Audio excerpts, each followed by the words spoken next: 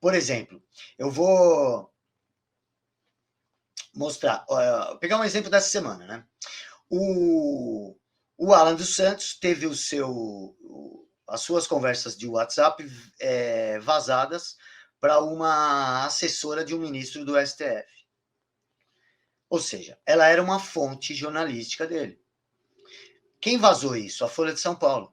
Só que a Folha de São Paulo ficaria feio ela falar, olha, essa é a fonte, né? Porque ela mesma diz que o sigilo da fonte, que inclusive é constitucional. Mas para mostrar como são pequenos, são simplesmente cretinos, canalhas, né? Gente sem nenhum compromisso com a honestidade, ela trocou a palavra fonte por informante. Entendeu? Qual a diferença? Né? E o mais curioso é que isso vazou para a Folha como? Por meio de uma fonte, que também trabalhava em um órgão público, ou no Ministério Público, ou na delegacia da Polícia Federal, ou em algum tribunal, certo? Porque esse documento, essa conversa tinha sido copiada e vazada para a imprensa por quem? Pelo processo lá do inquérito, que é ilegal, inclusive, das fake news. Então, pera um pouco. A Folha está confirmando ali, ó, só nós podemos ter fonte. Entendeu? Isso, para chamar, para menos que canalha, eu teria, estaria ofendendo a verdade. E aí, como ela, o que ela está pensando que está lidando com retardado? É lógico, assim, quem compra a Folha, assina a Folha, está beirando o retardo, pelo menos, vai, para não ser muito sistemático aqui. E aí, tudo bem. Porque o cara troca fonte por informante, então não é fonte, é informante. Qual o nível de demência que o cara tem que... Para não perceber que isso é um truque sujo de alguém que está querendo te enganar, meu. Mesmo que você não goste do Alan.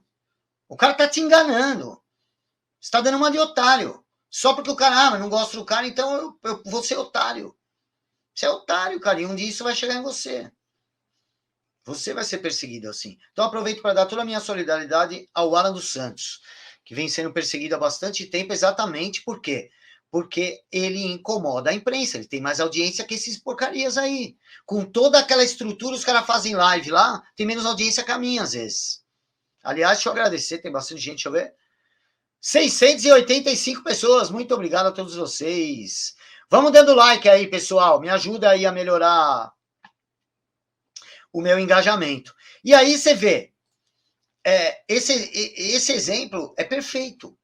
E aí teve uma babaca, né? Porque antes a gente tem que entender o seguinte: existem dois tipos de jornalista. Existe o picareta e existe o papagaio. O picareta é uma porção bem pequena, mas é o cara que sabe o que está fazendo. Normalmente esse cara é muito inteligente, culto, e com um grande trânsito entre a elite. Não vou citar o nome de ninguém aqui, mas tem uns que são visíveis isso. Pessoas inteligentes. Mas são simplesmente picaretas. Seja por interesse ideológico, seja por interesse financeiro mesmo. Ou os dois, que normalmente é o mais comum. E existe o papagaio. O papagaio, da mesma maneira que se você pedir para o papagaio repetir E igual a M vezes C ao quadrado, E é igual a M vezes C ao quadrado, fala 3 vezes para ele, ele repete, ele começa a repetir. Mas ele não vai fazer a menor ideia do que significa essa fórmula. Esses caras do jornalismo hoje são assim. E aí o que aconteceu? Esse lado papagaio aí, que só repete o que a ideologia manda, o que a empresa manda, o que o politicamente correto manda, o que a tendência manda, ou seja, é o Maria vai com as outras. Né? Esse que é a 90% do jornalismo da mainstream, porque é mais fácil lidar com esses do que com os outros você tem que pagar mais, entendeu? São pessoas que você tem que tomar um certo cuidado, porque ele também é esperto. Agora, com esses bobocas, não. Por isso que esses estão crescendo de cargo e se tornando os âncoras. Pode ver, os jumentões chegaram ao lugar de âncora. E aí, o que aconteceu com esse negócio aí da perseguição à fonte do Alan? Os picaretas não se manifestaram. porque eles sabem que isso pode se voltar contra eles um dia, pelo menos como acusação. Falar, olha aqui, meu, você não defendeu a fonte. E aí, os papagaios, que sempre repetem o que esses picaretas dão como mote, né? Eles dão o discurso que deve ser repetido, eles não sabiam o que fazer. Repara, eles não sabiam o que fazer. Parecia um bando de barata tonta, tentando justificar o injustificável. E aí eles ficam em cima do muro, e aí você vê, quando eles têm que se manifestar por conta própria, sem o teleprompter, só sai jumentice. Teve uma que falou assim, porque perguntaram para ela assim, porque é outra coisa ridícula, né? Toda vez que se refere ao Alan é blogueiro bolsonarista, blogueiro bolsonarista. Eles são tão originais que se você digitar entre aspas, façam esse teste no Google, você vai ver quanto todos os jornais repetem.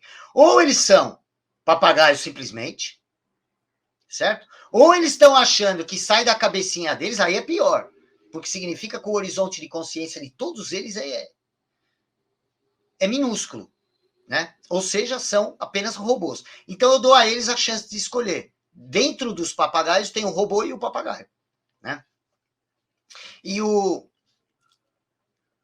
quando essa pessoa no Twitter, alguém falou assim, mas por que o Alan não pode ter fonte e vocês podem?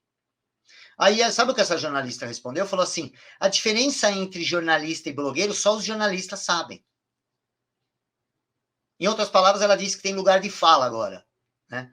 Sendo que jornalista, os melhores nem faculdade fizeram. Esse pessoal não tem a menor noção. E aí um outro, esse eu vou falar, é da Record. O cara é um jumento também que merece ganhar um chapéu cone. O cara escreve assim, ó, porque ele começou uma discussão do que é ou não é jornalismo. É jornalista. Porque agora, pela lei, não precisa ter diploma. Teve uma época que teve. Um absurdo. E agora, não precisa ter diploma. Então, tem um monte de gente trabalhando, não precisa ter diploma. Pode ser chamado de jornalista por exercer o jornalismo. Da mesma maneira que quem trabalhava com propaganda, os publicitários, não precisavam ter faculdade, porque na época nem existia.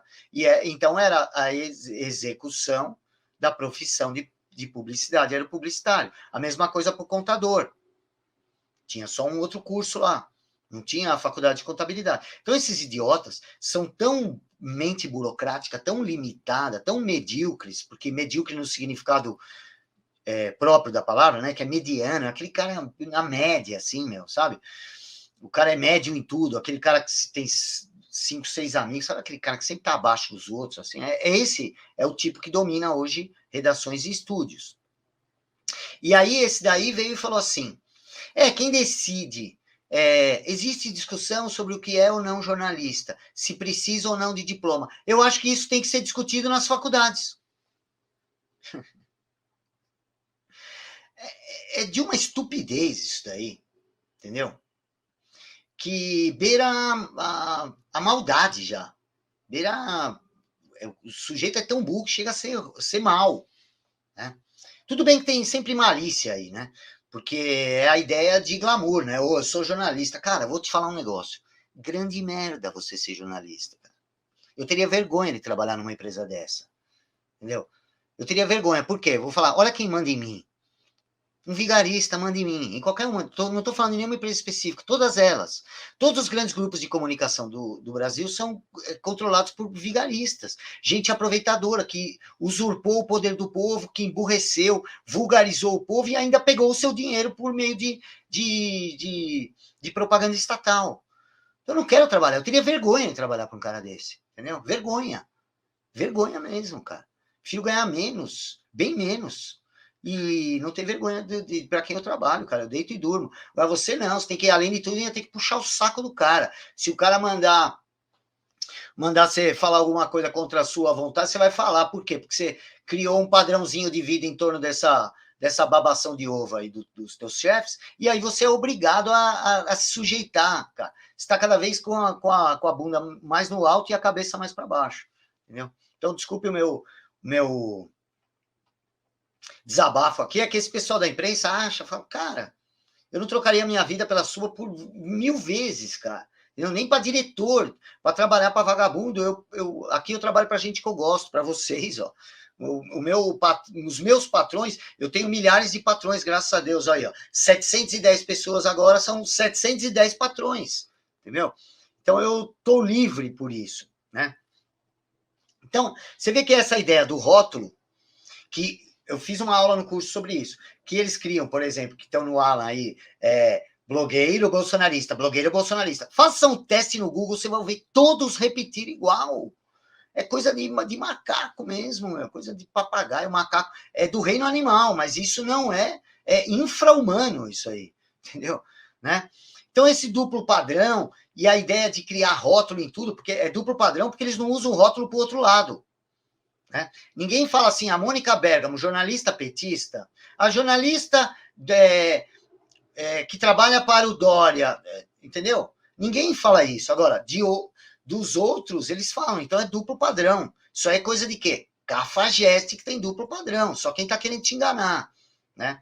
Ou criança, né? Ou é criança. Alguns eu sei que são meio criança. Ah, então eu não gosto. É o típico cara assim, tudo que eu não gosto é fascista, é nazista, né? E o que eu gosto é maravilhoso, é progressista, é muito bonito, né? Cheio de flores no caminho. E aí, essa ideia do rótulo, como eu falei lá, é para dessensibilizar. Então, por quê? Aí, na hora que manda prender a fonte de um jornalista blogueiro, bolsonarista, né? Fica fácil. Ah, o cara é blogueiro. Ah, o cara é de fake news. Ah, o cara é milícia bolsonarista. É milícia digital. Então, entendeu? O que isso significa? É vigarice de rotular para dessensibilizar, para depois poder censurar, poder calar a boca. Porque a mídia quer calar as redes sociais que tiraram a sua hegemonia. E aí, nesse sentido, ela é protegida pelas grandes plataformas querem criar padrões dentro padrões, novos padrões de convivência nas suas plataformas que, de uma maneira ou de outra, vão se refletir em comportamentos fora da internet. E como aí as plataformas têm interesse em criar pessoas alienadas, pessoas vulgares, pessoas dependentes, inseguras, pessoas que idolatram o diploma, idolatram a autoridade, o especialista, o cara que vem dar carteirada, como a elite global, que hoje está bem visível a sua parte tecnológica aí nas Big Techs, elas estão usando a mídia convencional para preparar esse público que vai ser o público daquele cérebro global. Então, eles estão querendo que a pessoa... Porque uma pessoa vulgarizada não tem mais privacidade, não é? Pensa bem. Uma pessoa desesperada por patrulhamento, uma pessoa que fica preocupada se está falando, olha, preocupada com o que vão falar de mim, preocupado se isso vou ser cancelada ou não. Quando você faz isso com as pessoas, você torna ela instável, insegura. Essa pessoa vai sempre seguir a manada, vai sempre obedecer a discurso oficial, né? Então, é por isso que nesse momento, as plataformas estão protegendo as redes, porque elas estão fadadas ao fracasso. E veja bem, o futuro das mídias convencionais é se submeter às plataformas das redes sociais. Porque quando elas tiverem feito o seu trabalho, as redes vão também dificultar o trabalho deles, de forma a trazer o restante desse público que vai ficar ainda por último nas TVs, por exemplo, que é o público mais desqualificado, ela vai trazer por último.